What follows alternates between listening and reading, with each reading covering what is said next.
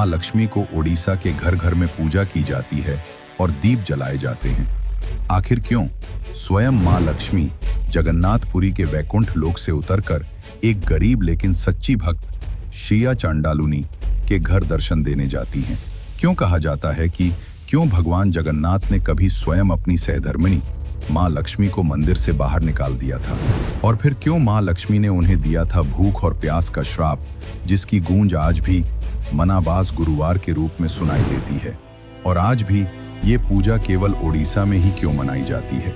कैसे किया जाता है मनाबास गुरुवार का पूजन, जिसकी जानकारी आज भी जिन्होंने भगवान जगन्नाथ की भक्ति और सामाजिक सुधार के संदेश दिए। भारत की हर भूमि अपनी संस्कृति और परंपराओं से पहचानी जाती है, लेकिन ओडिशा की एक ऐसी पूजा है जो बाकी देश में नहीं मनाई जाती, जिसे कहते हैं माणबसा गुरुवार, यानी मार्गशीर्ष महीने के गुरुवार को माता लक्ष्मी का स्वागत। आज भी ये पूजा केवल ओडिशा में ही क्यों होती है?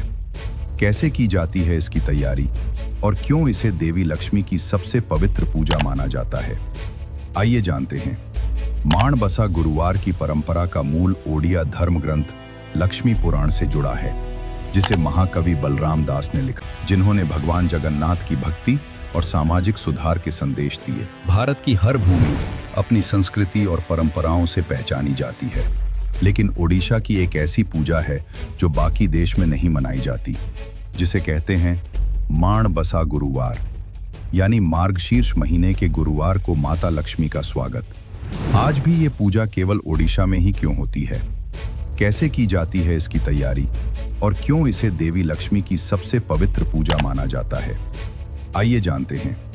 माणबसा गुरुवार की परंपरा का मूल ओडिया धर्म ग्रंथ लक्ष्मी पुराण से जुड़ा है, जिसे महाकवि बलराम दास ने लिखा। उस घर में प्रवेश करती हूँ जहाँ सफाई, शांति और प्रेम हो। मार्गशीर्ष महीने के पहले गुरुवार से ये पूजा आरंभ होती है।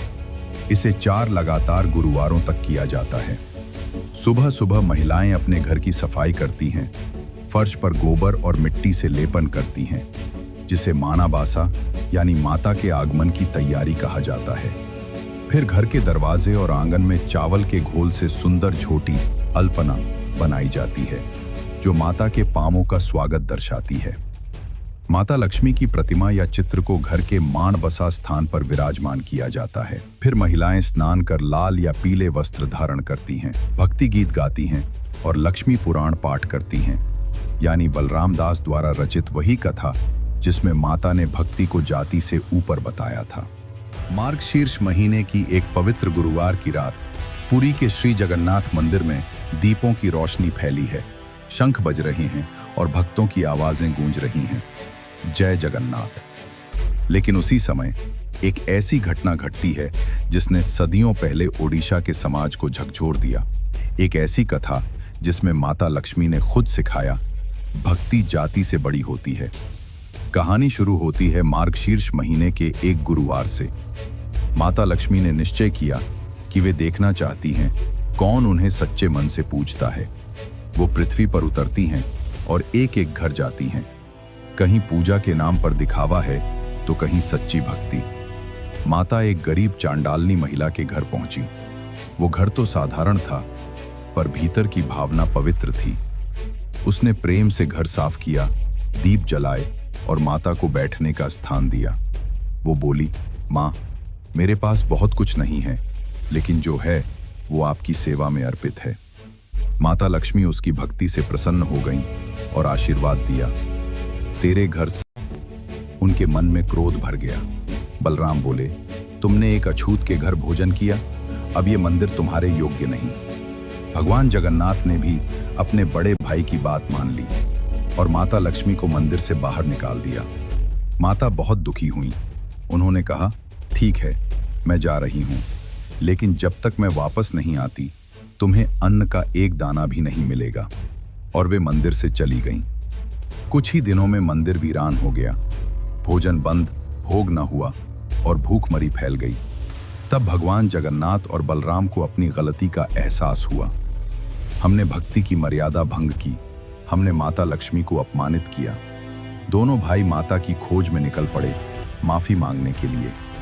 जब उन्होंने माता को पाया तो दोनों भाइयों ने सिर झुकाकर क्षमा मांगी। माता मुस्कुराईं और बोली, अब तुमने समझ लिया कि भक्ति और प्रेम सबसे बड़ा धर्म है। फिर माता लक्ष्मी मंदिर लौटी और उनके लौटते ही मंदिर में फिर से दीप जले, भोजन बना और समृद्धि लौट आई। लक्ष्मी पुराण की ये कथा सिर्फ धार्मिक नहीं बल्कि सामाजिक जागृति की कहानी है।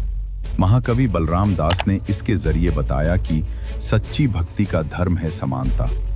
माँ लक्ष्मी वहां वास करती हैं जहां प्रेम और पवित्रता होती है। आज भी ओडिशा में मार्गशीर्ष महीने के गुरुवार को महिलाएं घर साफ करती हैं, झोटी अल्पना बनाती हैं और माता लक्ष्मी की पूजा करती हैं। इस दिन को कहते हैं माण बासा गुरुवार। ये दिन सिर्फ एक पर्व नहीं बल्कि वो याद है जब